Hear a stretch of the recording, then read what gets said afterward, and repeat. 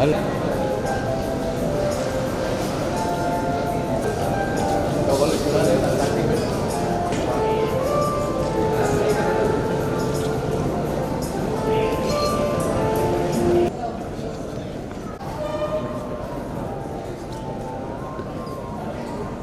රන්සුරු ජයතිලක ශ්‍රී ලංකා සවිසමි කණ්ඩායමේ නායක අපි සහභාගී වුණා ආසියානු පැසිෆික් පරිසමයේ සවිසමි තරඟාවලියට ඔස්ට්‍රේලියාව පැවතිච්ච.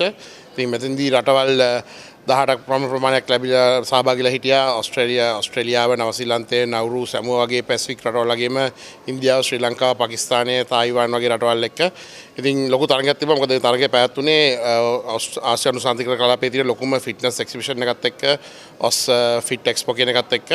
ඉතින් මේකේ අපිට පුළුවන් වුණා මිනුර කන්නාංගර රන් පදක්කමක්, විකුම්පෙර රන් පදක්කමක්, එගේ මට රන් පදක්කමක් දිනා ගන්න පුළුවන් වුණා තරඟාවලියෙන්. ඊට අමතරව අපේ ඕස්ට්‍රේලියාව පදිංචිලා ඉන්න රුවන් පෝල් ක්‍රීඩකයා සහ ලිඩියා පෝල් ක්‍රීඩකයා සහභාගී වුණා ශ්‍රී ලංකා නියෝජක ක්‍රීඩකයන්. ඒ කට්ටියට ජේෂ්ඨාන්තයේ රන් පදක්කම් දිනා ගන්න පුළුවන් වුණා. ඉතින් අපිට ගොඩක් සන්තෝෂයි මේ තරඟාවලියේ සහභාගීලා ජයග්‍රහණය කරන, විශේෂයෙන්ම ලංකාවේ ප්‍රේක්ෂක ගොඩක් ඉස්සරහා මෙල්බර්න් වලදී ගොඩක් තරඟ ජයග්‍රහණය කරන්න පුළුවන් වෙච්ච එකත්, ඒ වගේම ප්‍රේක්ෂකයෝ 10000කට අධික ප්‍රමාණයක් රැඳිලා සිටියා මේ ෆිට්නස් එක්ස්පෝ එකේ. ඉතින් මේ ජයග්‍රහණය ශ්‍රී ලංකාවේ සවිසමි ඉතිහාසයේ සුවිශේෂී ජයග්‍රහණයක්. තරඟකටුවම් මේකට ඔක්කොම 500 අධික ප්‍රමාණයක් සහභාගීලා හිටියා පවර්සිං ඉවෙන්ට් එකට. ඊට අමතරව වෙන ඉවෙන්ට්ස් ගොඩක් තිබ්බා එතන ෆිට්නස් එක්ස්පෝ එකේ. ඉතින් ඔක්කොම තරඟකරුවන් 10000කට අධික ප්‍රමාණයක් රැඳිලා හිටියා අනිත් තරගත් එක්කම.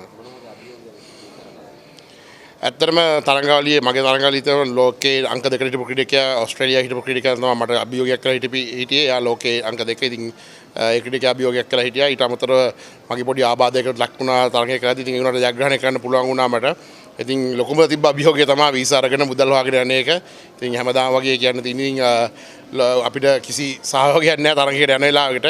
ඉතින් මේක තමයි ඉතින් හැමදාම තියෙන තත්ත්වය. නමුත් මම හිතන්නේ සමාජ මාධ්‍ය හරහා ඕස්ට්‍රේලියාවේ ඉන්න ශ්‍රී ලාංකිකයෝ හැමදාම අපිට ඇවිල්ලා ගොඩක් උදව් කරා මේ තරඟාවලියට.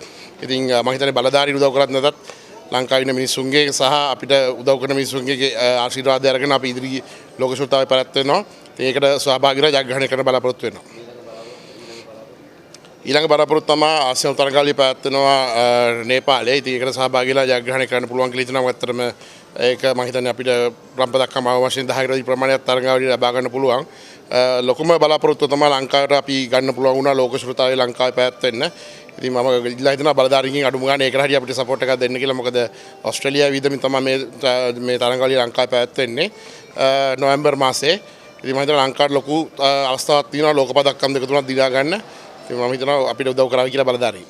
මම විකුම් පෙරේරා. මම ආසියානු සාන්තිකර මෙවර ඕස්ට්‍රේලියාවේ පැවති තරඟාවලියේදී ලෝකයේ පළවෙනිම වෙලා තිබු ටේලර් වුඩ් කියන ක්‍රීඩකයා සමග තරඟ වැඩි කිලෝග්‍රෑම් 290ක් උස ඩෙඩ්ලිෆ්ට් වංශයෙන් රන් පදක්කම දිනාගත්තා. අතරම මේ වගේ ක්‍රීඩකයන් සමග සහභාගී වෙලා තරඟ කරලා ජයග්‍රහණ ලබා ගැනීම ගොඩක් සතුටුයි මට.